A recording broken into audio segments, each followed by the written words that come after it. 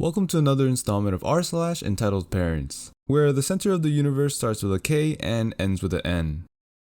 Before we get started, if you enjoy these stories, don't forget to hit that like button, and if you're new here, what are you waiting for? Hit that subscribe button while you're at it. This way, I can continue to compile these stories together for everyone to hear. Our first story was posted by WTF-DND-DM. Entitled Aunt Demands My Consoles for My Cousin. This is the second experience I've had in my 26 years of life, and I'm hoping it'll be the last. Doubtful. I have a glass case at home. It has all my old consoles and a lot of retro ones I bought through the years as well as their games. It's my pride and joy, and sometimes I will take them out and play on them. My cousin, 11-year-old male, thinks they're cool and likes to admire them when he used to come over. He knew not to touch them. Well, my aunt, the definition of Karen, calls and asks what I'm going to give him for his birthday. Keep in mind, I hadn't received a gift from her since I was 5, yet she insists I need to give her child a gift. Usually, I just tossed him a couple bucks. When I told her I hadn't thought about it, I knew I messed up. Well, how about we do a joint present? He really loves those games you keep in the case, and he's so bored since this silly flu started going around. Surely you can let him have one. I told her no, that they're not for sale. I wasn't asking to buy them.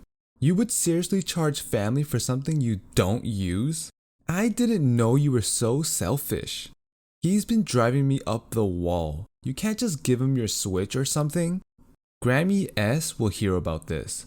Seriously, I'm so tired of your generation being selfish. I'm tired of him whining he's bored. I need a coffee and nap, and I can't even get that. She droned on it for probably a good 5 minutes before I hung up.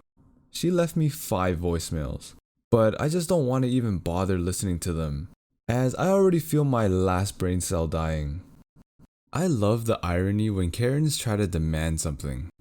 Oh, you don't use this? Well, give that to my son. What do you mean you won't do it? You gotta love Karen logic. Our next story was posted by Sub to Dead Meat. UltraReligious aunt embarrasses everyone by insulting relative for wearing a tank top. Hey guys, I'll be translating this post from Arabic to English, so I'm so sorry if some translations seem off. Backstory. Entitled Aunt is an ultra-religious Muslim who almost killed me because of my religious affiliation. I already posted that story, and that's actually the first time Entitled Aunt has been put in her place. Introducing the cast. EA, Entitled Aunt. NU, Nice Uncle. OP, yours truly. PR, poor relative. It was a nice hot summer afternoon in Australia. We were having a nice family reunion in the backyard, cooking meat on the grill and relaxing with each other. Poor relative, age 15 at the time, was talking and catching up when out of nowhere Entitled Aunt pops up. Aren't you a little young to be wearing this outfit?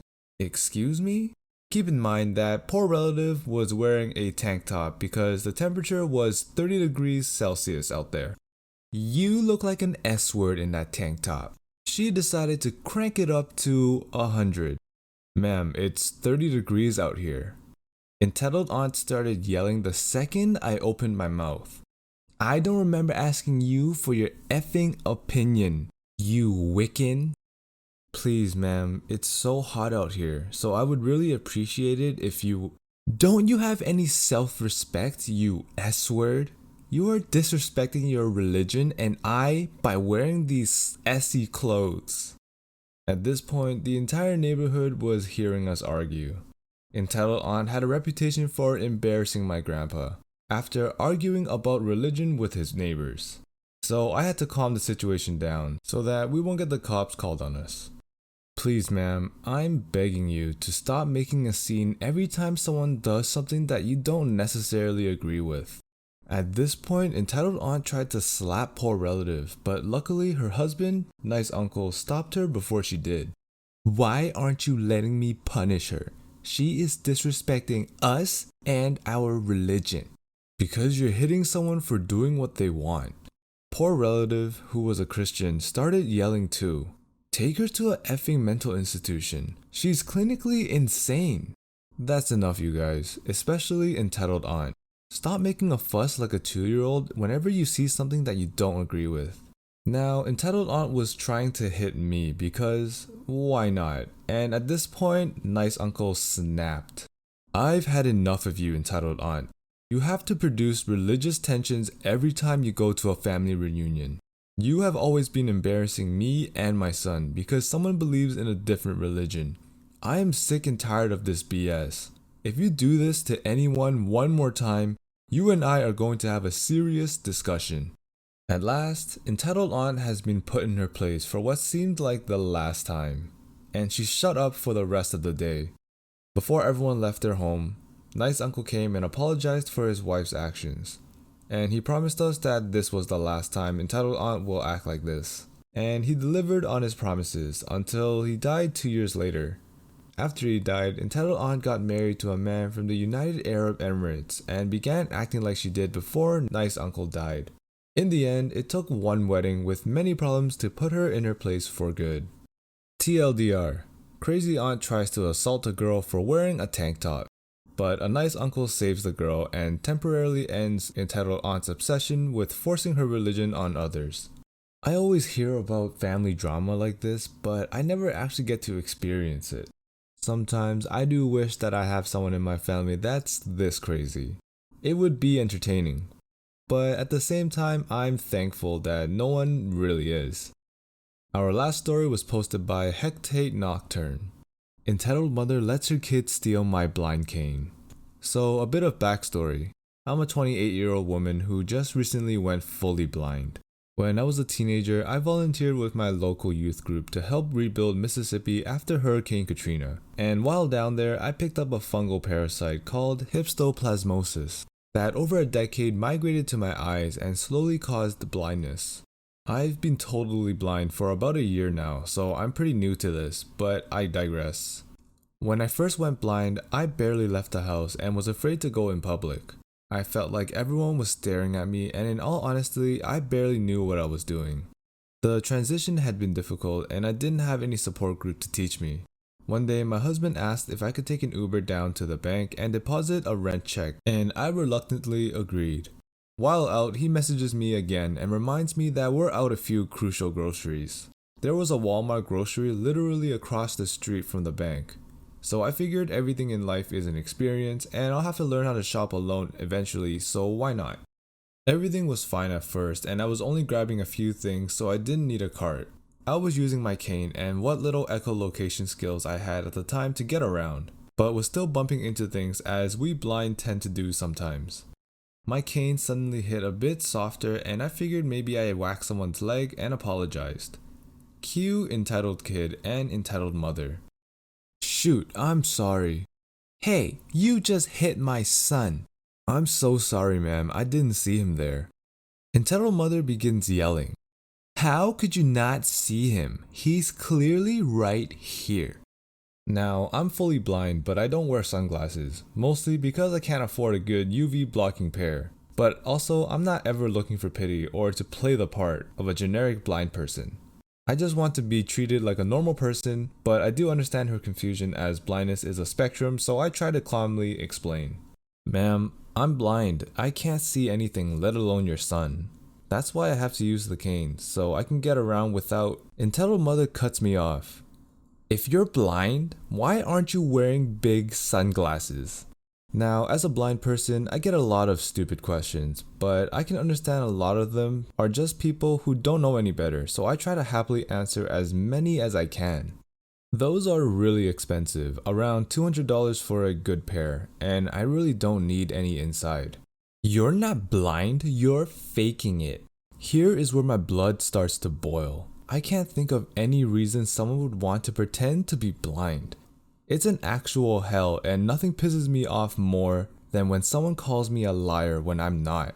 Just as I'm about to respond, I feel a tug and before I blink, I realize this little demon spawn has snatched my $100 cane from my hands. For those of you who don't understand, that's like if you're shopping and suddenly the power goes out and you can't see a single light. Without my cane, I can barely move at all without crashing into anything. My voice gets shaky as I begin to panic. Please give that back, I really do need it. No you don't, you liar, my son deserves to play with this more than you. I hear her shuffle away and my expensive cane cracking into metal displays and such as they leave. I start crying and waving my arms in front of me to grab onto something, anything, and end up crashing and falling into a center aisle display, making a loud scene. Without fail, I somewhat curl into a ball and cry. I'm alone in public, in the dark, and I had no idea what to do.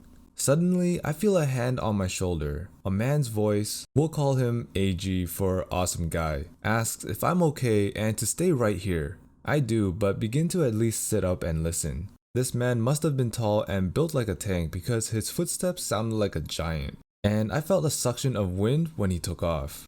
Maybe about 30 or 40 feet away, I hear this loud bellowing like an angry lion and a loud crash.